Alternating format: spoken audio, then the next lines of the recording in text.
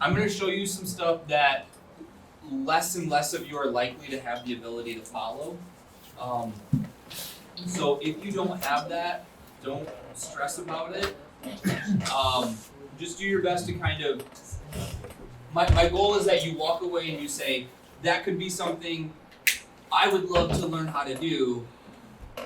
Come back and talk with me later. Or you're like, nope, forget about it. Not going to happen. I'm not going to do it. All right. So Isaac asked about word studies a little bit.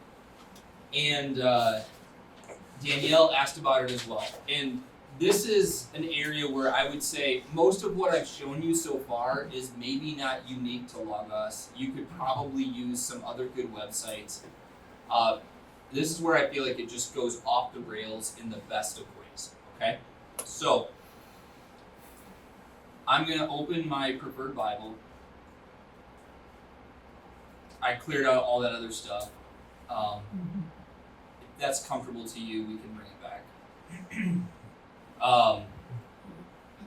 Alright, so I'm in my preferred Bible right here. And I'm going to go to Hebrews 4:14.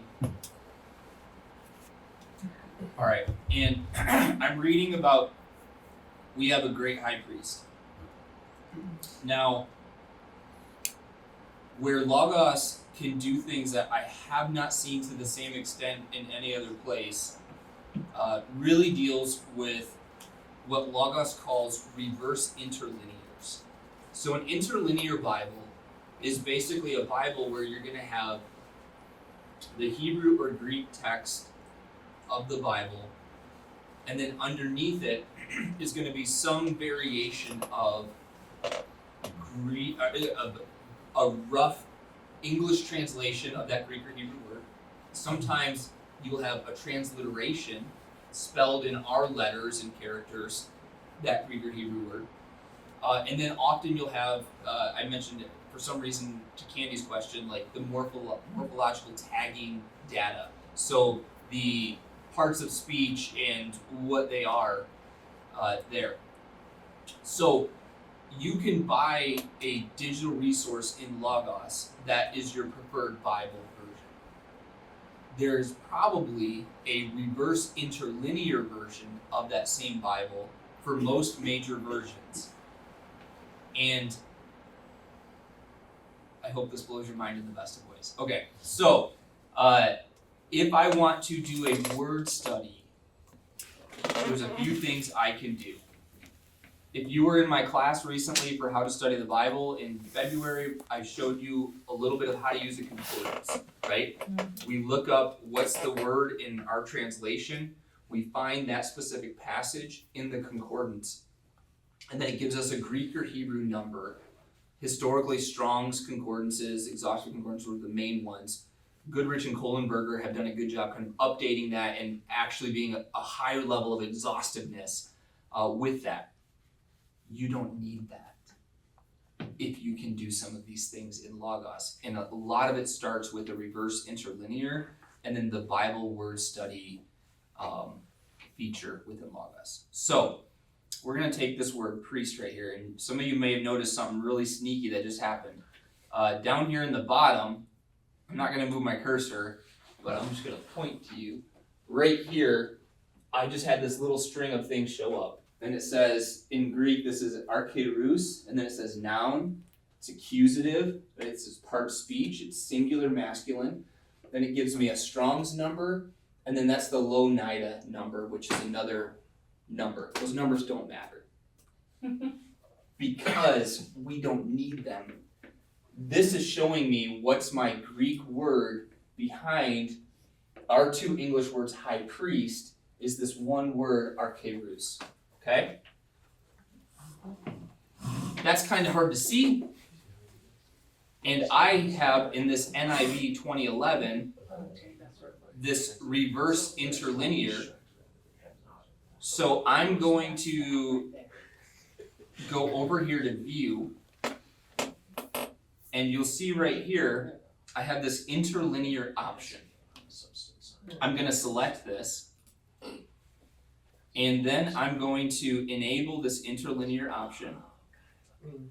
and it just gave me this little thing down here. I don't like that. That is the same information that mostly was just shown, but if I wanted to do this way, which, just follow me for a moment. If I do inline and I check this option right here, this actually looks like what most interlinears look like. Hey Mark, I think I just found my shortcut. I'm gonna write that down. Good. Just a second. I'm learning things today too. Always learning. Okay. So if I look at this now, actually let me get rid of that lower one. This is the reverse interlinear plane.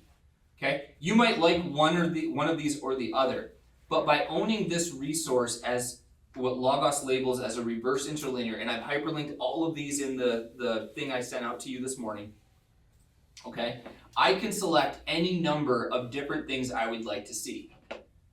Okay, so what this is offering me is the surface text, which is my main translation right here. So if I toggle that off, I lose that. Okay, underneath it is the Greek text of that. Now, a couple things you'll notice right here under the word high, it says this word archaria, and then under priest it says nothing. Just got an arrow pointing back to something else. This is why Bible translation is super interesting, because we don't have one-to-one correspondence between languages, all right? So this word archaria in Greek is one word. It's kind of a composite word, but it makes up two words in English. So there's nothing under priest, it's just pointing back to the same word, but this word in Greek, we usually translate as high priest. Okay? If I go down a little bit further and I hover over this is that morphological data that I just mentioned. This is telling me it's a noun, it's in the accusative case, which would mean it's like our direct object. It's singular and it's masculine. Okay, so that's telling me some information. Okay? However, I can go back to this interlinear page and maybe you don't read the Greek alphabet yet. Alright? So I can select manuscript, transliterated to Isaac's question, and this is going to give me kind of a rough English pronunciation of that Greek word. Okay? That can be pretty neat to see. Who mentioned lemma? Mark, did you mention lemma? Yes. I can select this right here, and this is a lemma. And what a lemma means is it's basically, Greek especially is a highly inflected language. So in English, when we want to say something, we add a bunch of words, and our order in which we add those things determines the certain level of specificity. English is a very lowly inflected language. One of our few words that are inflected are pronouns, right? So, he ate my donut, and he gave the other donut to him, right? He, him, but it was actually his, right? So the word he, him, his, right? That's all the same basic pronoun, but it's showing us whether it's the subject, he did something. If I gave it to someone else, then it becomes the direct object, right? If it's possessive, it's his, right? Well, in Greek, for example, every single word almost is highly, highly inflected, except for a couple of small, like, they call them like particles or maybe a couple conjunctions. Almost every single word can be inflected. So I'll just give you like one more quick example because I don't want to lose you guys. In English, let me see if I can think of an example. I could say, I am, oh, that's weird. Okay, I could say, I am eating. I am eating. I is a pronoun, am is a state of being, verb, eating is maybe a verb or a participle, depending, right? But it's an action. In Greek, I can say estheo. And that one word tells you, I am the person who is eating. So their one word can carry a subject and a state of being verb all just with it. So when you see a lemma in Logos, what that's telling you is, if I go to look up the word he, let me rephrase that. If I go to look up the word him in a dictionary, I might not find anything. It might be under he. It might say, under he, it might say he when the subject, but his for possession and him for direct object. Well, in Greek, all of our words basically have a dictionary entry, which is always in a certain form, and then it's inflected form. And the best way I can illustrate that is to say it'd be like looking at his or him and recognizing that comes from he. Same for she, ladies, okay? Does that make sense? So a lemma is going to be a slightly different form because it's showing us kind of the dictionary. If you open it up in a dictionary, what's the form you need to look in the dictionary?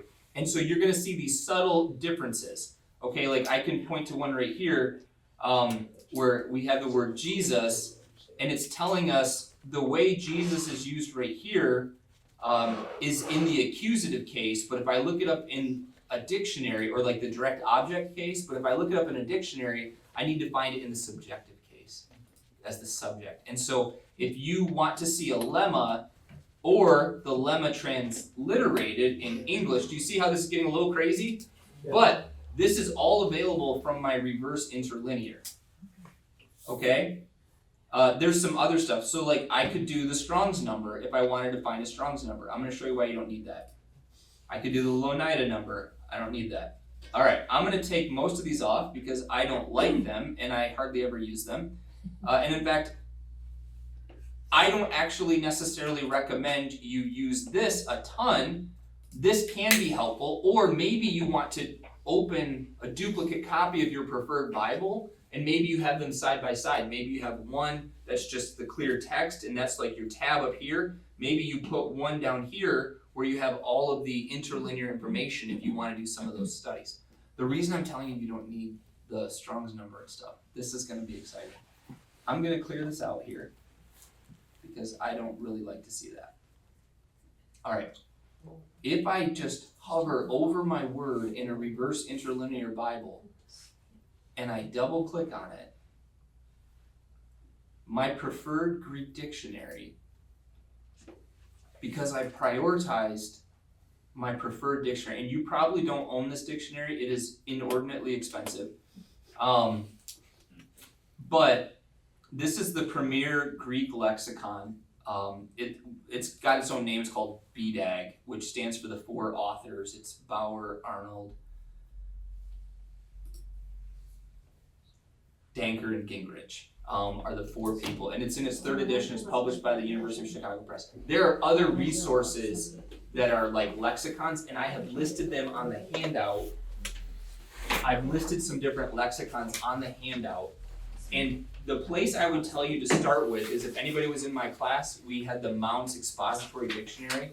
That's where I would start for what you're doing, and again, let your need prove itself. However, what I just did to open my Greek lexicon, and I cannot tell you how much time it would normally take to get this off the shelf and find it, is because I have a reverse interlinear Bible, and I prioritized my Greek and Hebrew lexicons, which is just a fancy word for Greek or Hebrew dictionaries. I double click that word and it opens it. I'll show you a different one. I can do Jesus right here. I can double click that from English and it's going to open it in my lexicon. That's my preferred lexicon. I'm not going to teach you how to use BDAG right now.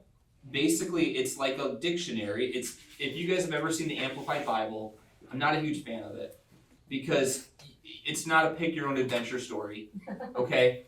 But words mean what they mean based on the context that they are given in, based on how they're used. It might be irony or satire, it might be a question, it might be a hypothetical, right? you don't just get to pick your own adventure, but this is going to show you, like a dictionary would, that there's multiple usages of this word. So most of you know that our word for Jesus and our word for Joshua are very similar. So there's some instances in the New Testament where the word that we would think is Jesus is actually Joshua. And this is not an infallible resource, okay? But this is the premier lexicon, like, period, okay? So if I'm doing student studies and I want to show my professor I'm doing my research, I'm gonna go to BDAG pretty quickly, okay? What's amazing about this is skipping the entire step of a Strong's lexicon, okay? Now I know there's other things online that are free, like I think Thayer's lexicon or something. There's some older open source resources that you can use. I'm not saying you can't use them.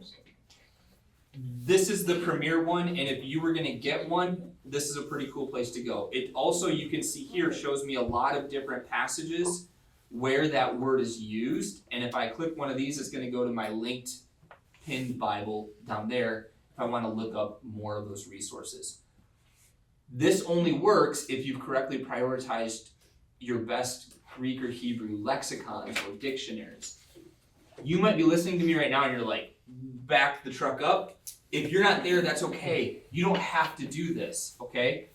But this is showing you a really immediate step working from a reverse interlinear of an English Bible version, which I would say if you don't own any yet, find your preferred Bible and watch for a sale on one, okay? They're not crazy, and sometimes you can get some things in a package deal. I would guess it's gonna be maybe between $20 and $40 for a reverse interlinear. But if you get out your Strong's Concordance, if you get my Strong's Concordance out of my office and you look up 3 words, you're gonna be like, I will spend that $40 so fast, I can't even tell you, right? And it's really neat that you can see some of those things that are there. Most of you probably don't own this lexicon. I had to buy it for my Greek exegesis class at Moody many, many years ago, and I bought it on here like I did many other resources. There are other good lexicons. This is the premier one. This is what I use. I'm just showing what I use. I'm not necessarily saying this is the best bang for your buck right now.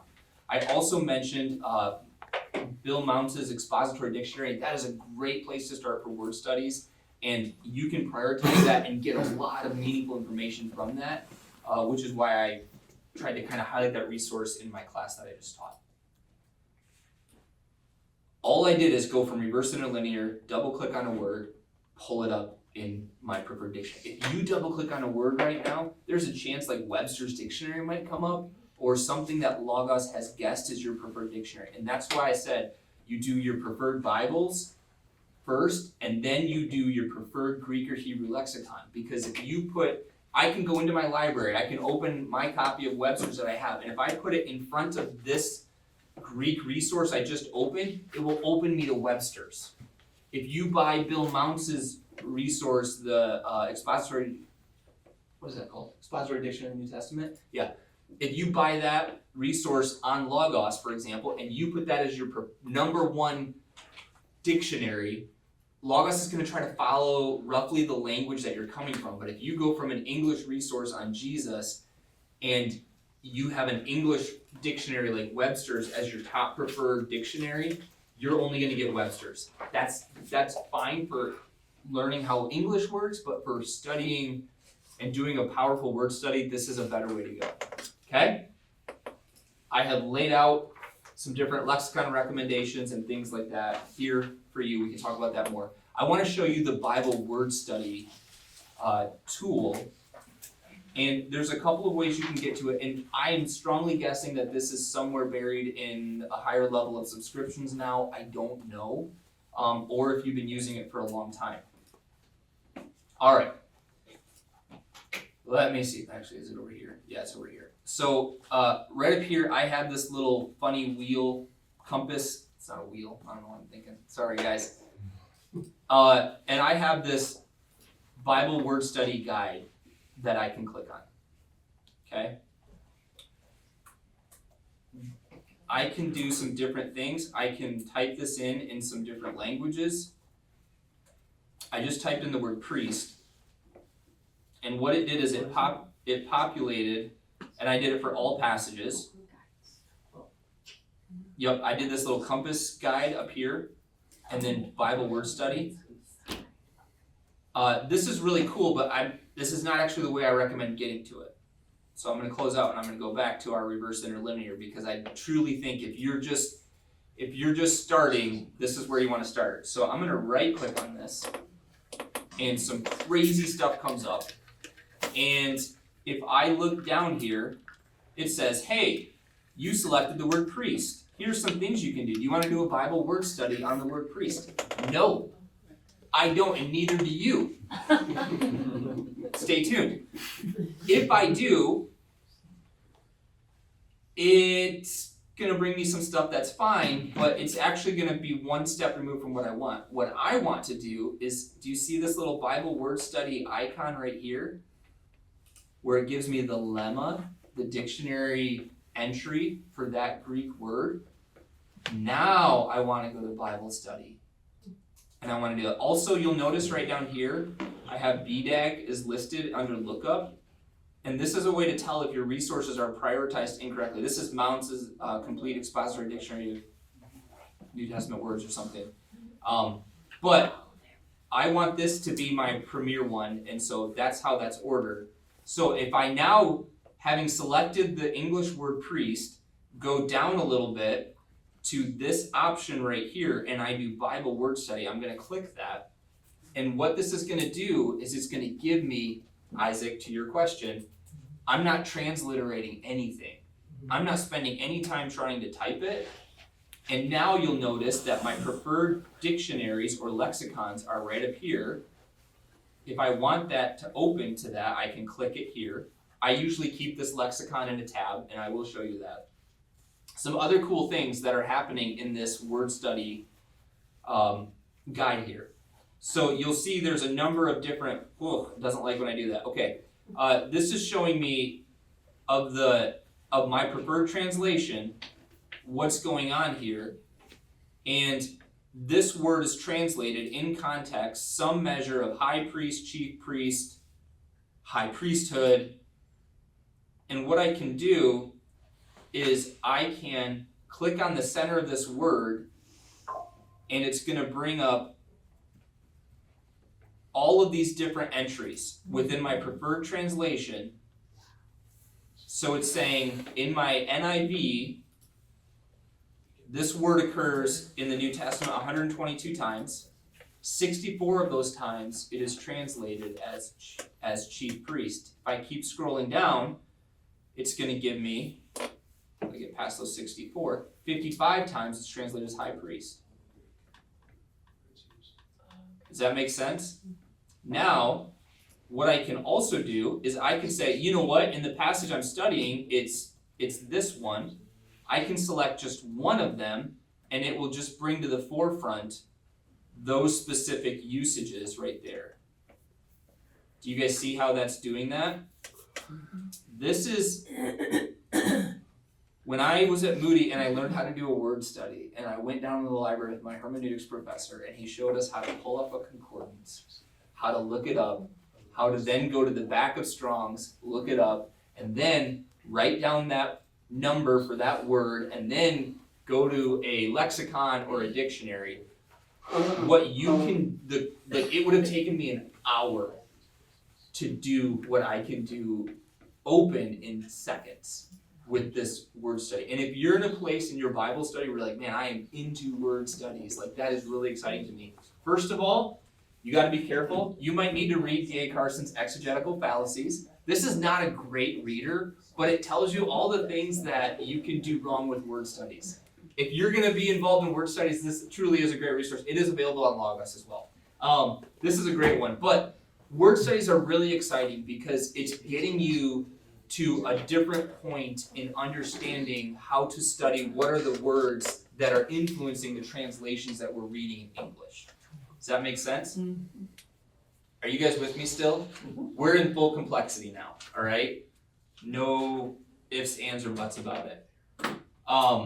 But I did this through a right click with my reverse interlinear Bible that I have, going down to this Greek word that's tagged there, and then going to this Bible word study. There's some other cool things. Their pronunciations sound wrong to me, which maybe it's me. A lot of them I don't put full stock in, but I can do this Bible word study. I can compare some different things. Now, you can come into the Bible word study, you can type English words and work from English to Greek or Hebrew, or you can work from a passage in Scripture. Now, if I go to Genesis, for example, and I do the same thing here, I'm going to see Hebrew words instead of Greek words. But this can let me do some pretty powerful things pretty quickly and see some of these. Also, this is kind of a fun thing over here. This shows you how many times in the New Testament these words are used. It doesn't like that window. But basically, if I hover, you can see it too. Like, this word's used 25 times in Matthew. This just makes things really interesting. That little outlier there with 17 is the book of Hebrews. No surprise, right? So, the word study capability in Logos, I think, is, like, to me, what puts it over the edge. Because I don't know how you can do this super well. I did recently find a free online resource called the STEP Bible, S-T-E-P Bible. And that's the closest thing I found to some of this. And if you're like, man, Logos is lots of dollars and cents and I'm not into it, maybe check out the Step Bible. That looks like it has some impressive things. Again, you got to decide what's right for you in that regard. All right, I'm going to move us on just a little bit because our time is evading us. And I want to show you, let's do one more maybe really easy but important thing. So, if you're studying a passage, Logos has a very nice passage guide, which is right next to our Bible word study guide. And if you just type in a passage up here, I think it will initiate your passage guide as well. So if I type in Hebrews 4:14 in my passage guide and I press enter, a couple of things are going to happen. This has just populated it with what are some of my top resources that I have prioritized in my library. So these are some of the commentaries that I own. And if I click on any of these, they're going to open right up to that passage where I've already been studying. So this is Doug Moo's commentary on the book of Hebrews. So if I click on this, it's going to open that commentary to Hebrews chapter 4, verse 14, and I can read or study that. And this is where prioritizing your commentaries generally by the best of your ability, it's going to put the ones on the top that are the ones that you've prioritized the most highly. Commentaries are a little bit hard for this because commentaries are written by different authors in each series, and they're not equal by any means. So you might have one commentator who's amazing, and you might have another one who's not. So this is a great way to get into some of your commentaries. And then a whole bunch of these drop-down menus are going to give you some different things that you can look into. Truth be told, I don't use the passage guide hardly ever, but if you're just starting and you're feeling overwhelmed, this is a great place to start. Okay? I will show you in just a moment how I kind of generally work within Logos if you guys are not overwhelmed. If you're overwhelmed, you might want to look away. So you can look at a whole bunch of these different categories they've added that you can find more information on. But this passage guide is a great place to start if you're just, hey, I'm studying for my men's Bible study, I'm, whatever it is, and you can access a lot of new commentaries. I do a lot of just opening my library and typing Doug Moo, Hebrews, and clicking on it. Because I usually know roughly what that is and some of that. Any questions so far? All right, you guys are starting to fade. So, it's okay. It's been a lot. I know it's a lot.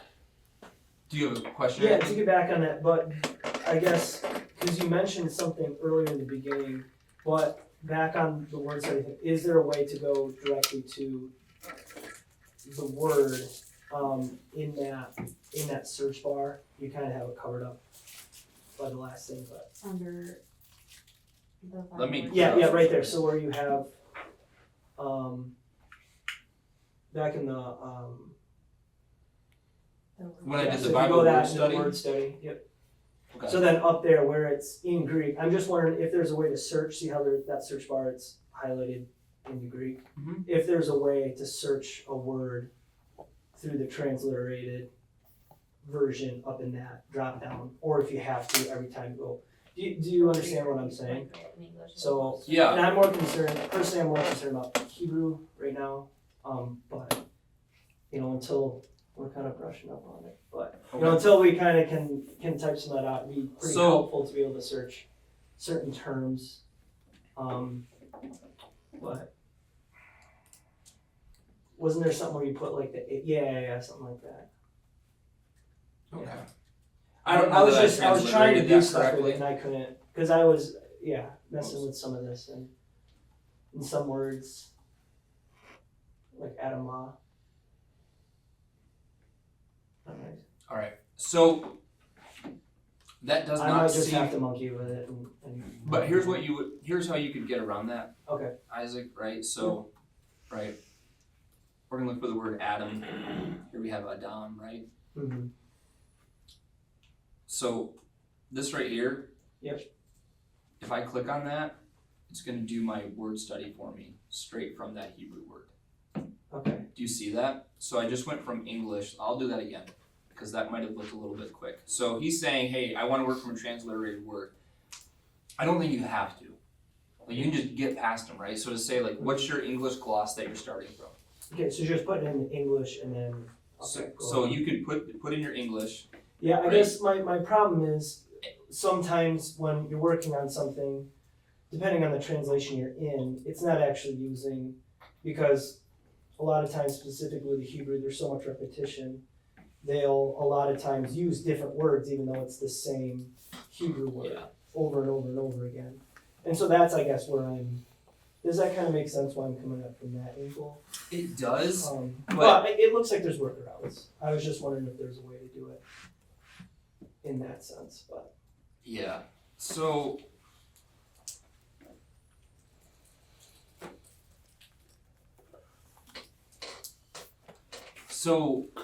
like one thing you could do if you have a reverse interlinear, Okay. right? Yeah, it So sounds like that's the so thing. I'm in Genesis right now, right? Mhm. And I can just bring that up and I can show you. Right? If you want to see a transliteration, Yep. Go to we can go to manuscript and transliterate it, Okay. Yeah. right? That helps. And then we can work with whatever we had here and we can find our word like Like Elohim, Elohim. right? So but right here, That's a good example. Like If Elohim for God. if I do this, right, I can go from God Mm-hmm. and do my Bible word study for the word God, but I can also go down here to Elohim Gotcha. and I can do my Bible word study, and I'm really not having to get into transliteration. Yes. Okay. Unless that's what you want to see, Mhm. and Well, you can the end goal would be to brush up on my Hebrew and just be able to Right. do it from there. But right. for the time being, it'd be pretty Yeah. helpful. So. Yeah. So, but I would say like my suggestion for moving forward with this would be try to get the revert. Like I would say, like if you go buy that's what something it today, sounds like. the number one thing I would tell you to buy if you don't already own it is whatever your preferred Bible is, Mhm.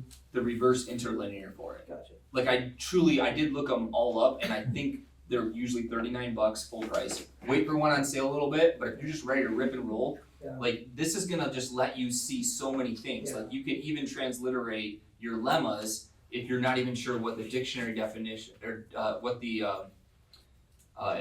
if you want to be able to find the transliterated dictionary entry of what that would be. Yeah. And then I don't know if I can. Yeah, it looks like I'm gonna struggle to copy that because that's all based off of that one word from here. Yeah. But if you're good at typing, you can see right here, you can type in different languages Mhm. as well. So does that make sense how you probably don't need the No, transliteration? I was though, just for seeing the if study? there's definitely workarounds I can see, you know what I mean, but I was just thinking. Like actually though, a transliteration is a workaround to what I'm showing you. Okay, Does that make sense? Like Yeah. this is a direct path and a transliteration is an indirect path. yeah, because your best Greek or Hebrew resources are not based off of transliteration. Yeah. They're based off of their lemma or their dictionary entry title. Yeah. Does that make sense? Yeah, no, that makes sense. Okay. All right. It is nearly noon. I'm gonna try to kind of wrap this up with just showing you guys. This is a little bit of a nightmare, but just brace You yourselves. were so honest. It's fine. It's fine. You guys can handle it. All right. I'm gonna open my extended screen layout, and again, normally this is not on like whatever this is, 13 inches. This is what is on my computer most of the time. That's a pretty picture. Yeah, I've not been there. I don't know. All right, this is my extended monitor layout, and this is how I like to work. This little bit right here is normally covered up by this computer, so that's kind of like I don't really have space, and it's ever so slightly covered up. This is an information tab. It can do some cool things. I'll just take you through this real quickly. So, one thing you'll notice is you'll see a whole bunch of link set A's, right? So over here, I have my Greek and Hebrew texts. This is my original language panel, if you will. I have the Greek translation of the Old Testament, the Septuagint right here. I have my preferred Greek New Testament right here. And so I don't operate in the interlinear window very much because I try to work straight from these languages to the best of my ability. And so this is all on link set A. Then down here, I have a number of my favorite translations of the Bible, largely in order from formal equivalent to dynamic equivalent. And then this is my hyperlinked extra version of my favorite version. I'm thinking about replacing it down here. We're still in negotiations. So when I'm reading something, what I have right here, this is an English translation of the Septuagint. This can be really interesting when you're studying the New Testament and you're like, hey, why is that translated differently? This is one of the resources I did list on your handout there. I like that very much. But then most of the time I'm over here and I can compare a translation right here. Working down, you don't need to worry too much about these, but these are called critical apparatus.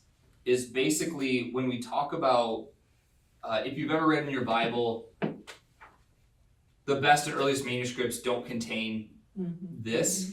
This tells you what those manuscripts are that do or don't contain it. And so this is pretty technical, and your better Hebrew Old Testaments and Greek New Testaments will have like a critical apparatus at the bottom of the page. And it's like, is it cartography that's like deciphering codes? I can't remember. That's Cryptography. Cryptography? Is that what it was? Yeah. Yes. It's like that. It's like cryptography. Everything has different symbols. So this full left-hand panel, that's kind of working me through biblical texts, okay? So if I want to do a word study on anything, right, here's our word right here, that's archaea, right? If I double click that, this is my preferred lexicon over here. I'm gonna get rid of this because it's distracting. All right, so if I double click that, I have this next panel here at the top middle are my original language resources. So some friends, for some of you, this is Bill Mounce's dictionary. And he's gonna give you a few things that we can find, and he's also gonna have an entry for high priest and chief priest that I can click on that and I can read more about. This would be, I would say, this book right here, Mounce's Complete Expository Dictionary of Old New Testament, I think does a really good job of a lot of things. If you went home and you bought one resource, buy reverse interlinear if you don't already own one. If you bought a second resource, this is probably where I'd start for getting into some word studies, and you're gonna be snapping them off so fast. And I love that these have some meaningful articles to tell you about these words. Again, here's our Greek, our Goodrich-Kohlenberger number. Doesn't matter, we don't need it. We're literally bypassing it with like the direct route.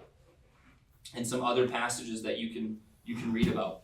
You'll notice here though, and Isaac, this might be relevant for you, I have links at E. So I'm running two simultaneous link sets. I have my A for all of my Bible versions of book, chapter, number. Link set E is for any of my original language dictionaries or articles. So I told you already about this Bauer, Danker, Arnold and Gingrich resource. That's like the premier lexicon. This is the premier Hebrew lexicon. It's called Halot, the Hebrew and Aramaic lexicon of the Old Testament. You got that? It's on there, yep. I think it's a 5-volume resource. However, for getting some details in word study, if you enjoy Bill Mounce's resource, the next thing I would point you to that is really spectacular is this New International Dictionary of New Testament Theology and Exegesis. Moisés Silva just revised this about 10 years ago, which is recent in major revisions. This is a 5-volume series, and it's pretty fantastic. It gives you a whole bunch of, these would be different lemmas basically. You'll notice they're transliterated right here. They have their different numbers for Goodrich and Kohlenberger. And then these have really substantial articles that tell you about how a word was used. The Old Testament version of this is a tiny bit older, and this was edited by Wilhelm van Gemeren. So this is the New International Dictionary of Old Testament Theology and Exegesis. Willem, sorry, not Wilhelm. These are, in my opinion, between this lexicon for Greek, this one for Hebrew, this resource for Greek, and this one for Hebrew, you can't do better for a word study. Like, I don't know of anything better. These are the most premier resources. These are my favorite to use. These give you a level of detail and information. They're not perfect, they're not flawless by any means, but you're getting such high quality information in word studies, and a lot of you are here because word studies get you kind of, fascinated and enjoy studying. And Mounce's dictionary here is like the abridged version of these two resources. These are both 5-volume resources, and they're not insignificant. They are on that handout.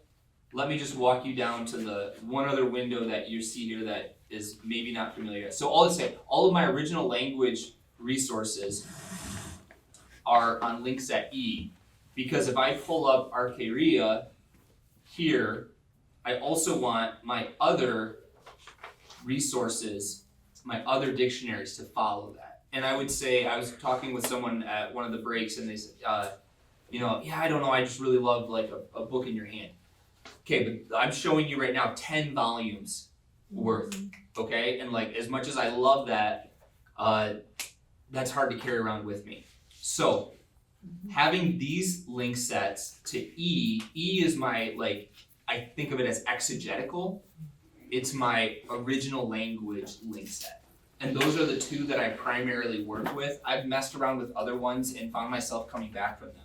So what's really cool about that is if you work from a reverse interlinear to any good language dictionary, you can then, and Mark, this answers your question also, right? For how I compare, you can see all these different tabs that I kind of have a little bit of a workflow for comparing them, and that's part of why. It's not that there's any inadequacy in that, but these link sets are really powerful to get you through some of those things. The last thing that I have down here, this just keeps wanting to open that fact book, is I have my favorite study Bible version right here, and these are all on link set A. The Zondervan Illustrated Bible Backgrounds Commentary is one of my favorite commentaries for giving you hard to find background information. Other culture, other writings outside the Bible, those are really hard to be very adept in knowing where to find those things. And also, it's basically like an atlas on steroids, so a lot of cool charts and maps of like where places are. This is a 4-volume set for the New Testament and a 5-volume set for the Old Testament. And I love this. Sometimes the one thing I don't love is sometimes they don't have anything for certain things, and so there can be some dry periods in there. Then I have a whole bunch of other commentaries that I'm regularly using. and I just work my way through them as I need to. Okay, I don't work through. Like I said, I think I have 38 tabs on this page. I don't work through every single one all the time, but this is my default work method. I know it's a little crazy. And then over here, I just have my copy Bible verses, and here I have the information tab. All right, I'm going to close this out, and if you guys will give me 10 more minutes, I'm gonna try to just kind of land the plane on some maybe recommendations for you. If you have further questions, I will hang around for a bit, and I would love to talk to you more. Okay? So I'm gonna pull this down here, and we're just gonna take a deep breath. You guys did it. You did great. Now Logos thinks I'm going blind, because it's all scaled up a bunch. All right, let's talk brass tacks on some different things. Number one, if you feel overwhelmed right now, I've just shown you the best of what I've learned in 20 years of studying the Bible. Start with where you are, okay?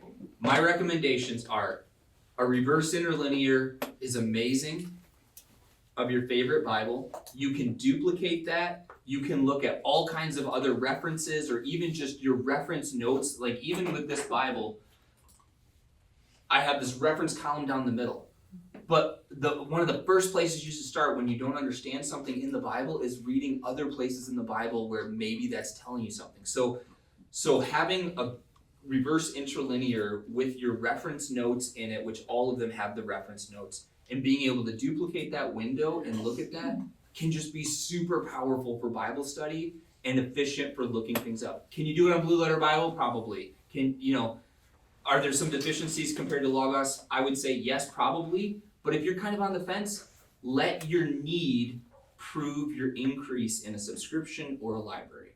If you're like, hey, I'm using this and I'm loving what I'm getting out of it and I'm at capacity, that's great. You don't get any gold stars for spending more money. It's about learning and studying God's Word, right? And we can do that a number of different ways. If you do a second thing, I would say Mounce's expository dictionary is a really great place to start, okay? You maybe already want it in print. I love some things in print for reading. That's great. If you just love word studies and you want to bite the bullet, those new international dictionaries of theology and exegesis, watch for a sale for those, okay? They can be really expensive, but those are fantastic. And getting yourself some of the premier lexicons for either Greek or Hebrew is a great place to start. A lot of those premier lexicons have an abridged version. And so that might be worth looking into too. Logos, I was on the phone with them this week and I think they said they have over 250,000 different resources. I don't know all of what they do or don't have. Start with reverse interlinear, Mounce, and then I'd say your third step is get your favorite study Bible on there. Again, this is not rocket science, but I think I told Nate I would show him on a break and I completely forgot. But I have Logos on my home bar on my phone, and when I open it, one of the things I love to have, my phone is not the newest. Anyway, when it opens, I usually have my preferred Bible and my preferred study Bible, just right there on my home page. Because if one of you finds me in the hallway and you're like, hey, I was just reading, Ezekiel 37:9. What do you think about it? I'll be like, what does Ezekiel 37:9 say? Please hold, I'm gonna read it. And then one of the first things I love to see is where might be other passages in scripture dealing with some of the subject matter addressed in Ezekiel 37:9. And a good study Bible is often gonna show you that, okay? So I love having that on my phone. That's super helpful. As you look at this handout, I made this document as what I wish somebody like me would have made for my 18-year-old self when I started at Moody Bible Institute, okay? These are what I think are some of the most premium resources that are available. Every single one of these resources, I believe, is available in print, okay? So if you're like, hey, I am overwhelmed and my computer is hating me and it sounds like it's trying to lift off into outer space right now. Like, that's okay. I have hyperlinked that copy I sent you guys, but I want you to be able to jot notes down and stuff like that.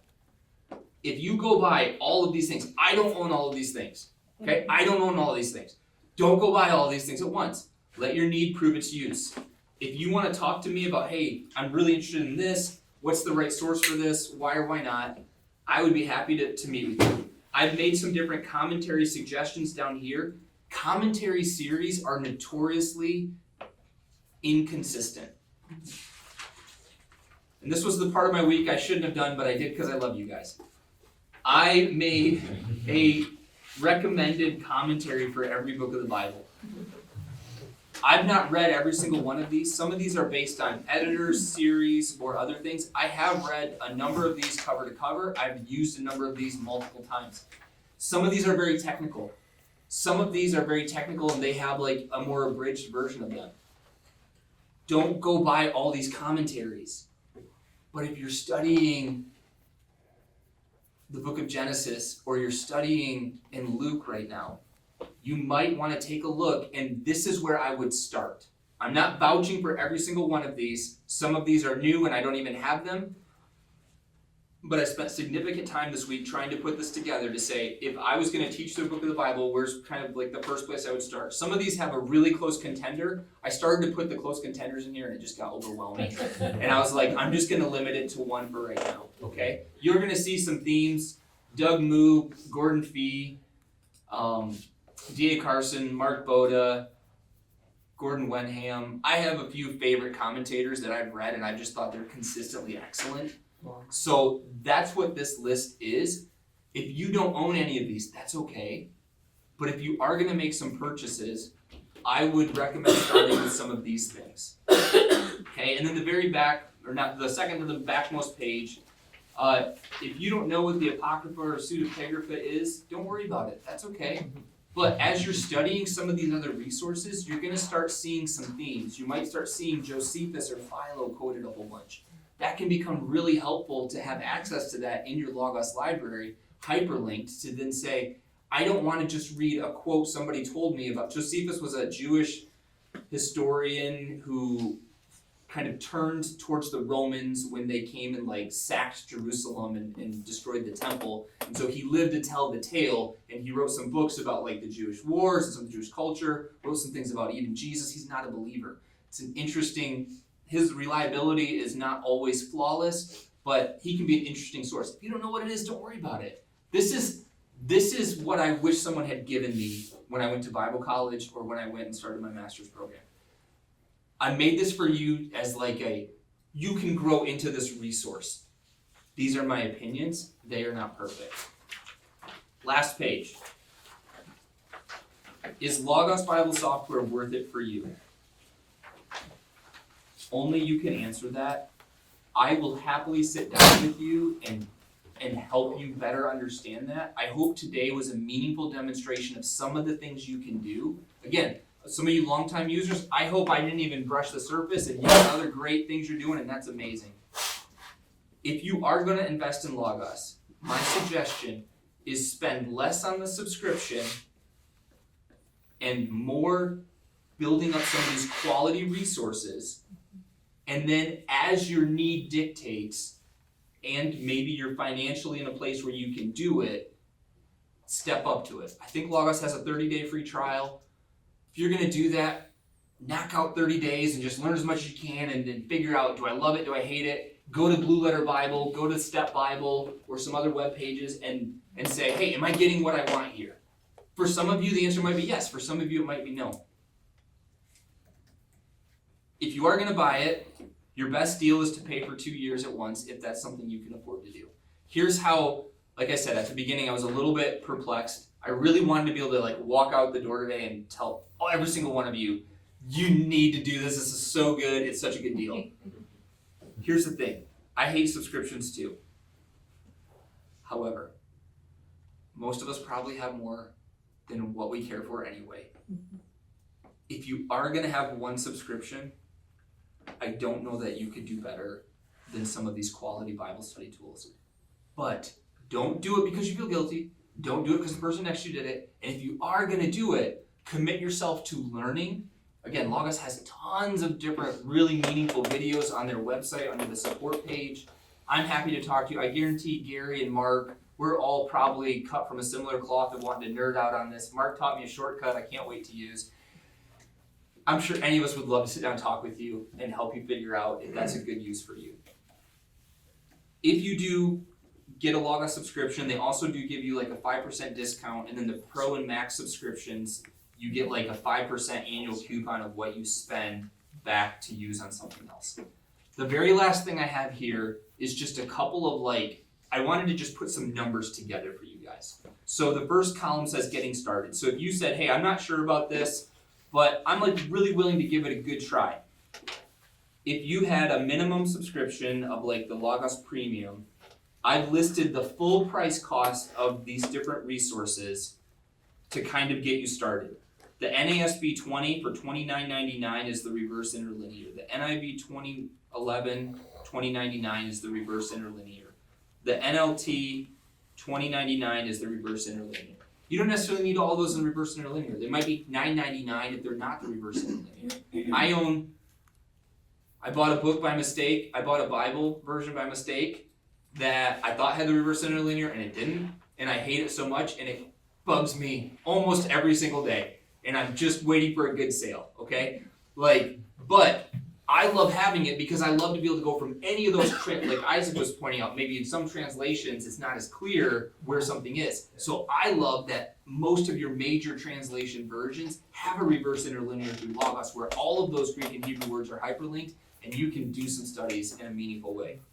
I have listed there the NIV BTST, that's the NIV Biblical Theology Study Bible. It's listed elsewhere. These charts are not hyperlinked because I didn't have time to do that.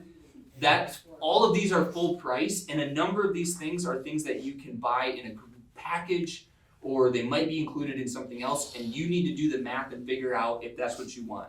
The Mounds Dictionary is $40 full price, and then the last one is the New Bible Dictionary.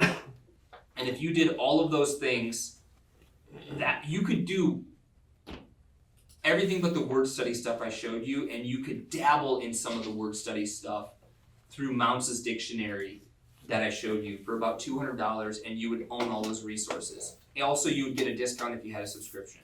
So that might be a place to get started. Start with one. Don't go buy every translation. You might have some other ones, even if it's not your favorite, but work yourself to where you need to be for what your need is. And I just keep saying, let your use dictate what you purchase, okay? Don't go, if any of your spouses come to me tomorrow at church, and they're like, I'm selling my car because of you, then you did not listen, and I'm gonna tell them you did not listen. All right, the next column is basically going deeper, and I'm just, basically the top of that is almost all the same, but I added a couple other Bible versions that have the reverse interlinear. Oh, the NASB went on sale in between that, and I didn't fix that. But I wanted to give you the full price, so I tried to change this. That's why it says $25.52. That might have been last month. Anyway, the ESV interlinear is $29.99. If you skip down though, I also included REBC for $499.99. Don't buy all this, but these are just some directions you can consider, okay? The REBC is the Revised Expositor's Bible Commentary. It's a 12-volume set. It's probably close to 1,000 pages per volume. And this is many pastors' first commentary set. When I went to Moody, the upperclassmen would have this 12-volume set. It wasn't the revised version.